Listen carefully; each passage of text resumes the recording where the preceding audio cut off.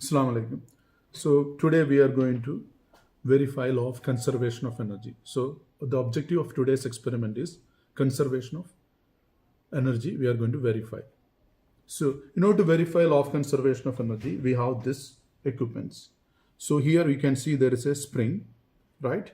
And what I am going to do, I'm going to transfer some energy into the spring. See how I am doing? I'm just compressing this spring. So look at this. When I compress the spring is storing energy. We call it elastic potential energy. And you can see that the moment I leave my hand, the spring transferred that energy into this card as kinetic energy. If we can calculate this potential energy and this kinetic energy, definitely this two will be equal. That means if these two are equal means we can say we verify law of conservation of energy. So this is our today's experimental objective. In order to do this, in order to verify law of conservation of energy, the first thing I need to understand what is the energy stored in this spring. We know that the energy stored in the spring is elastic potential energy. So the first thing, in order to get this potential energy, we know the equation for elastic potential energy is half kx square, where k is the spring constant and x is the distance we compress the spring. So if I can get the spring constant, then definitely I can calculate the potential energy here. And at the same time, we have a motion detector.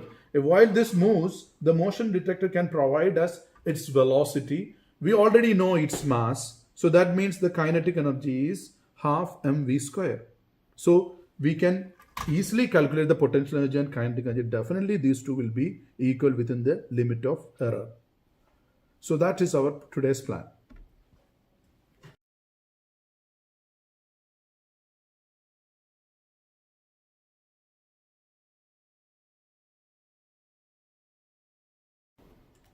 Yeah.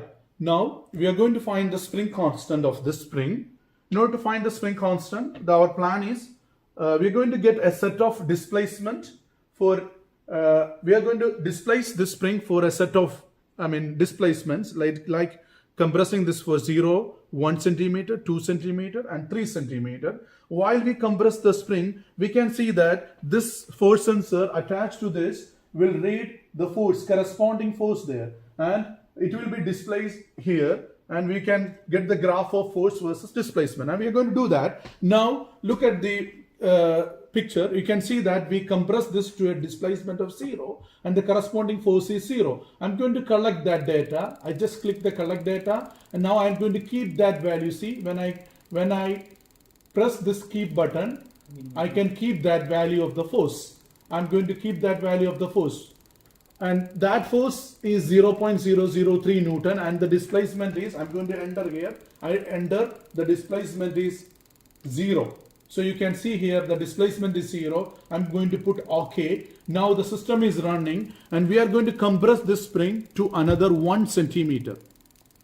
Now you can see while she is compressing this to 1 centimeter, you can see that the force is now 0.996. So I'm going to keep that value of force by pressing this button. When I press that, that force is stored there, and I'm going to enter the corresponding displacement, that is 0.01, because 1 centimeter in meter, right? So I'm going to take the second reading. You can see here I have two readings now. For 0, the force is this. For 1 centimeter, the force is this. Now I am going to compress it further, and definitely the force will increase.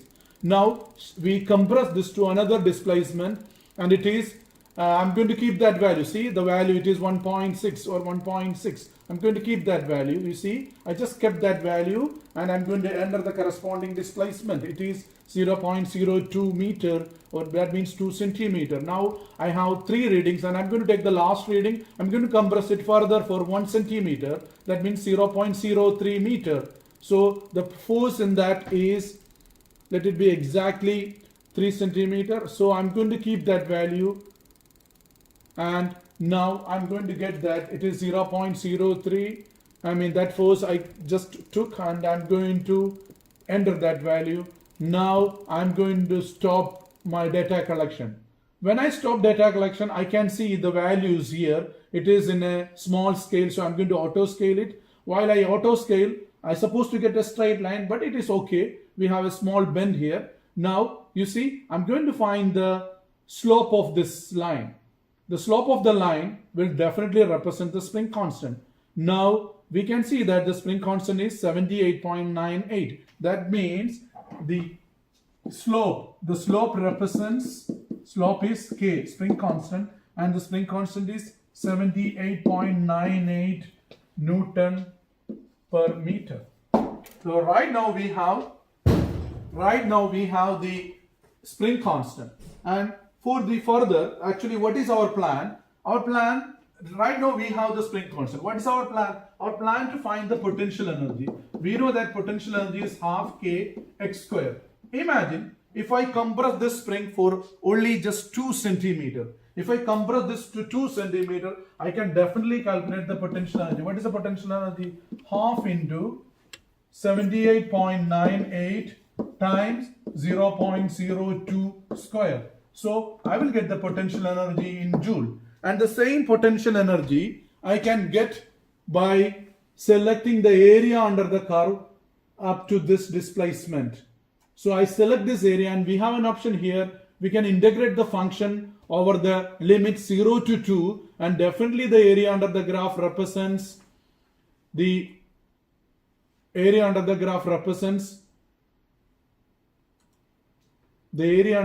This is the integration option, and I am going to integrate it over that.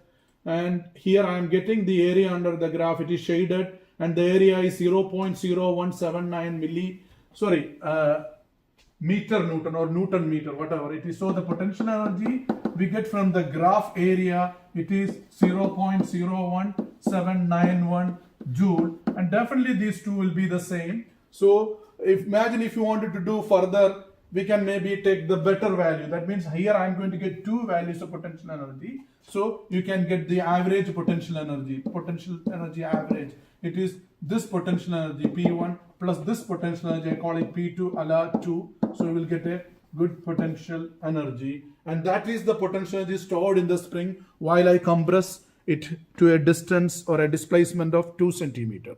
Right now, my part is to get the kinetic energy stored in, the kinetic energy is transferred to the spring.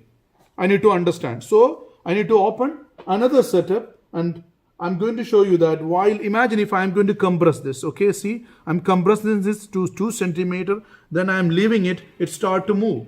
So while it start to move, the velocity time graph will provide us the velocity, and if I know the velocity, I can calculate the kinetic.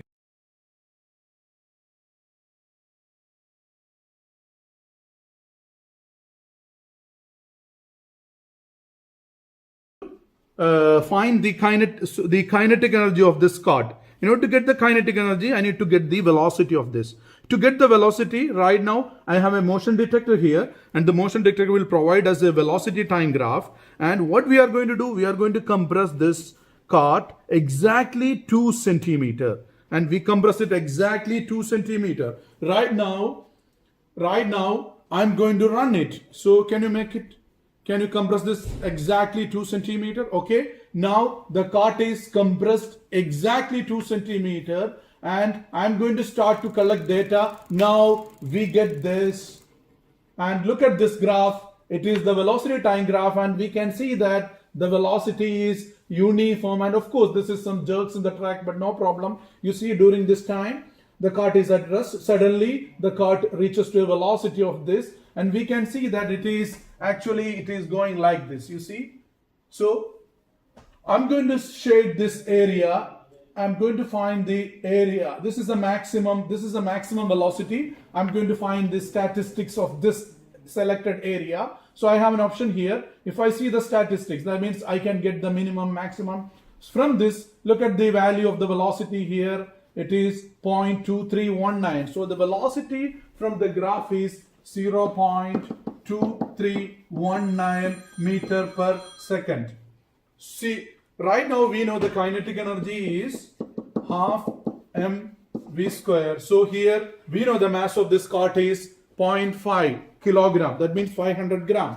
If you substitute here, you will get the kinetic energy. Definitely the kinetic energy we calculated is very much close to the value of potential energy we calculated. If we see that both of these are equal, means we can say that we verify the law of conservation of energy. That's it.